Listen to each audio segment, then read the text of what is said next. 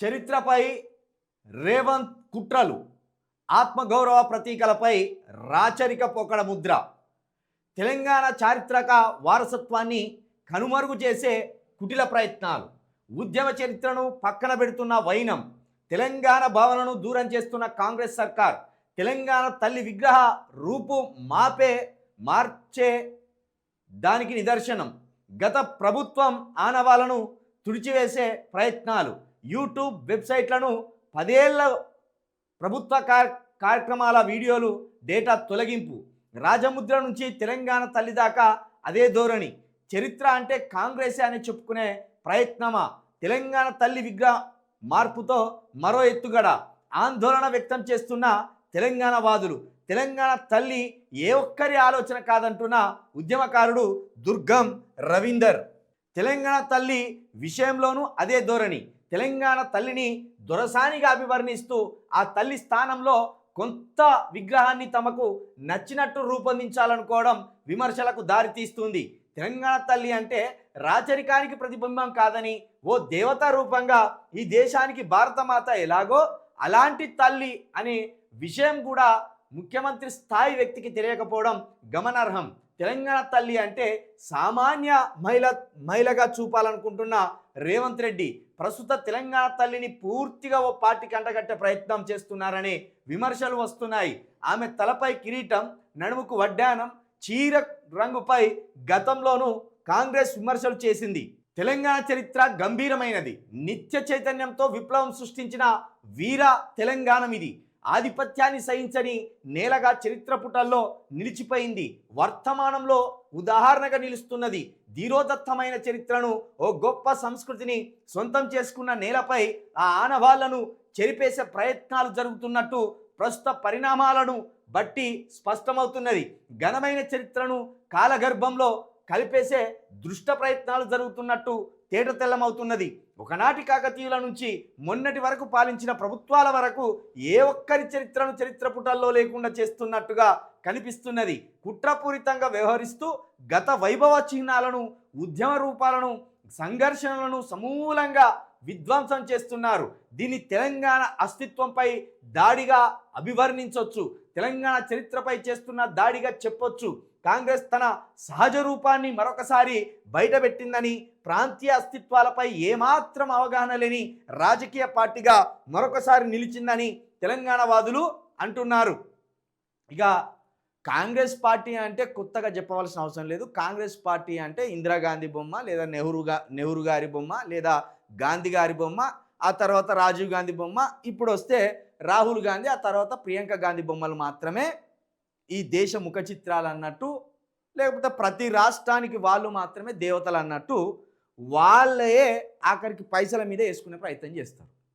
పైసల మీద కూడా వాళ్ళ బొమ్మలు వేసుకునే ప్రయత్నం చేస్తారు.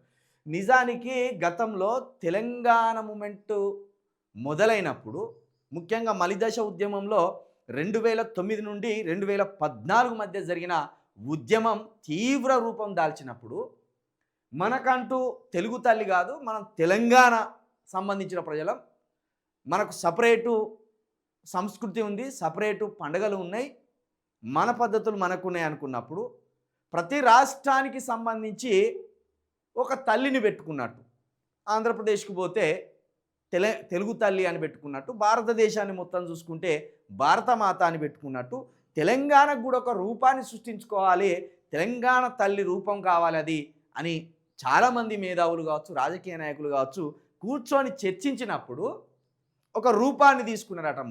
మొదట తీసుకుంటే కొంచెం దీనంగా, బాధగా, కొంత ఆకర్షణీయంగా లేనట్టు కేసీఆర్ గారికి అనిపించింది.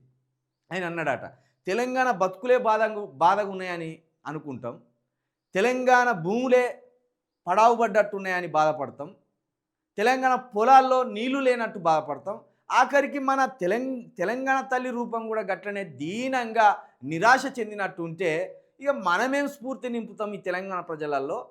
కాబట్టి తెలంగాణ తల్లి అంటే ఒక కళారూపంలాగా ఉండాలి. ఇగో భవిష్యత్తులో మేము ఇంత బ్రహ్మాండంగా బతికినాం, ఇగో ఇంత రూపలావణ్యంతో ఉన్నాం అనేటట్టు ఆ విగ్రహాన్ని తయారు చేయండి అని కేసీఆర్ గారు ఒక సూచన చేసిండట. ఆ తెలంగాణ తల్లి విగ్రహాన్ని రూపొందించే కొంతమంది రూపకర్తలు. ఆ క్రమంలో వచ్చిందే పక్కన ఒక పాప, నెత్తి మీద ఒక బతుకమ్మ, చేతిలో ఇది ఒక మంచి చీర, దానికి వడ్డానం అట్లా తయారు చేసిండు. అయితే దాన్ని ఏం చేసిండు రేవంత్ రెడ్డి లాంటి ఒక విద్వేషం కలిగిన వ్యక్తులు కావచ్చు, ఇంకో కొంతమంది తెలిసి తెలియని వ్యక్తులు కావచ్చు, అది కవిత రూపం లెక్కున్నది, అది దొరసాని రూపం లెక్కున్నది, అది దొరల యొక్క దర్పణాన్ని ప్రతిబింబిస్తున్నట్టున్నది, ఆమె తెలంగాణ తల్లి కాదు, ఆ రూపం ఎప్పటికైనా మార్చేస్తాం అని ఆనాడే రేవంత్ రెడ్డి లాంటి వాళ్ళు కావచ్చు, ఇంకో కొంతమంది కావచ్చు ఆ విగ్రహం మీద విమర్శలు చేసిండు. అనుకున్నట్టుగానే అధికారంలోకి రాగానే కాకతీయ తోరణం మార్చేసిండు, రాజముద్ర మార్చేసిండు, టీఎస్ ఉన్నదాన్ని టీజీగా మార్చేసిండు. ఒక్కొక్క దాన్ని ఆయన తెలంగాణ అస్తిత్వం అని మనం ఏదైతే కోరుకొని ఒక్కొక్కటి పేర్చుకుంటూ వచ్చినామో ఆ పేర్చిన దాన్ని ఒక్కొక్కటి పేకమేడలాగా కూల్చేస్తున్నాడు. ఇప్పుడు ఆ క్రమంలోనే ఆఖరికి తెలంగాణ విగ్రహం, తెలంగాణ తల్లి రూపం దగ్గరికి వచ్చి ఆగింది ఆయన విద్వేషం. తెలంగాణ తల్లి ముక్కు మార్చేసిండు, కళ్ళు మార్చేసిండు, ఆఖరికి ఆమె షీర మార్చేసి కాంగ్రెసు కండువే ఆమె షీరగా మార్చేసిండు, ఇక్కడికి తీసుకొచ్చిండు. సరే అది దొరల రూపం అంటున్నావు, మరి మీరెవరు రేవంత్ రెడ్డి గారు? మీరు దొరలే కదా, మీరు పటేల్ లాంటి ఎవరు దొరలే కదా. తెలంగాణ రైతాంగ పోరాటంలో ఈ సామాన్య ఎస్సీ బీసీ ఎస్టీ ప్రజలను హింసించింది ఎవరు? పటేల్ లాంటి ఎవరు దొరలే కదా. పటేల్ అయితేంది, దొర అయితేంది, పేర్లు వేరు కావచ్చు కానీ వర్గం ఒకటే కదా. మీరు దొరల కిందికి వస్తారు కదా. అయితే వెలుమ దొరసాని ముఖం తీసేసి ఇప్పుడు రెడ్డి దొరసాని ముఖం పెట్టినావు. అక్కడ వెలుమ దొరసాని చీర కాదని కాంగ్రెస్ దొరసానికి సంబంధించిన చీర తెచ్చి కట్టినావు, అంతే కదా. పెద్ద తేడా ఏముంది? ఇలా ఒక రూపం అని పెట్టుకున్నాం, దాంట్లో మీకు వచ్చిన బాధ ఏంది? కాబట్టి 100% ఒక్కొక్కటిగా తెలంగాణ అస్తిత్వాన్ని దెబ్బకొట్టి పూర్తిగా కాంగ్రెస్కు సంబంధించిన రూపాన్ని ఈ తెలంగాణలో విస్తరించుకొస్తున్న రేవంత్ రెడ్డి 100% తెలంగాణకు మరొకసారి ద్రోహిగానే ఉన్నాడు ఇక్కడ. ఇదొక్కటే కాదు, ఆఖరికి తెలంగాణలో సంస్కృతిని విధ్వంసం చేస్తున్నట్టే కులాల మధ్య కూడా భయంకరమైన చిచ్చు పెడుతుండ్రు రేవంత్ రెడ్డి గారు.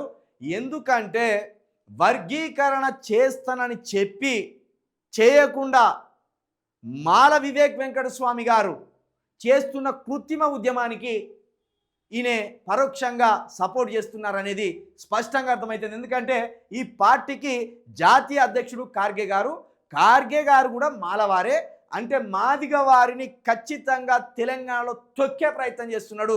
ఎందుకంటే 3 ఎంపీ సీట్లలో 2 ఎంపీ సీట్లు మాదిగ వారికి రావాలి, కానీ ఒక్క ఎంపీ సీటు కూడా మొన్న జరిగిన పార్లమెంట్ ఎన్నికలలో మాదిగ వారికి రేవంత్ రెడ్డి గారు కేటాయించలేదంటేనే ఖచ్చితంగా సిగ్గు శరం ఇజ్జతి లేని మాదిగలు ఎవరున్న కాంగ్రెస్ పార్టీలో తక్షణమే రాజీనామా చేసి మీ సొంత పార్టీ పెట్టాలి. మీరు సొంత పార్టీ పెట్టి ఈ మొత్తం తెలంగాణలోని అణగారిన వర్గాలను పోగేయాలి. సిగ్గు శరం లేనోళ్ళే కాంగ్రెస్లో ఉంటారు 100%. మీరుంటే ప్రాంతం కోసం అని ఉండ్రి, లేకపోతే జాతి కోసం అని ఉండ్రి, కానీ ప్రాంతం కోసం కాకుండా జాతి కోసం కాకుండా ఢిల్లీ బానిసలుగా రేవంత్ రెడ్డి బానిసలుగా ఉన్న మాదిగలు 100% మీరు ఆత్మను చంపుకొని మీరు కాంగ్రెస్ బూట్ పాలిషులు చేస్తున్నట్టే. ఇది మరొకసారి స్టేట్మెంట్ ఇస్తున్నాం మేము.